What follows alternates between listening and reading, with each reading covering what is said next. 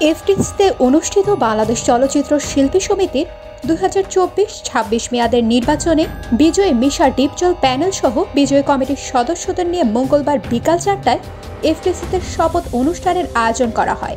বিকালের এই অনুষ্ঠান শেষ হতে না হতেই শিল্পী সমিতির সদস্য ও সাংবাদিক ইউটিউবারদের মধ্যে হাতাহাতির ঘটনা ঘটে, এমনকি চেয়ার ছোড়ার মতো ঘটনাও ঘটেছে।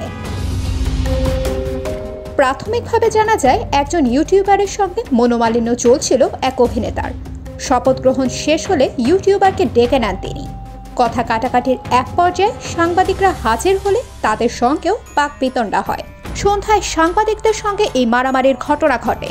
এতে সাংবাদিক সহ প্রায় 10 জন আহত হয়েছে। তাদের উদ্ধার করে ঢাকা মেডিকেল কলেজ হাসপাতালে পাঠানো হয়েছে।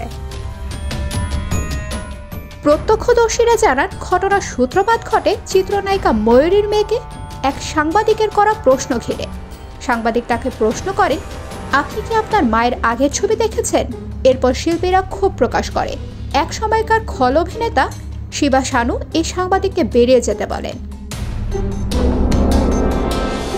পরবর্তীতে তিনি যেতে না চাইলে তাকে অফিস থেকে বের করে দেন শানু। এর মধ্যে সে ঘটনা থামাতে এগিয়ে আসেন উপস্থিত অন্য সাংবাদিকরা। এ সময় শুরু হয় সাংবাদিক ও শিল্পীদের মধ্যে তুমুল মারামারি। এরপরই পরিস্থিতি নিয়ন্ত্রণের বাইরে চলে যায়। পুরো এফটিসি পরিণত হয় রণক্ষেত্রে। মারামারিতে রীতিমতো রক্তাক্ত হন কয়েকজন সংবাদকর্মী।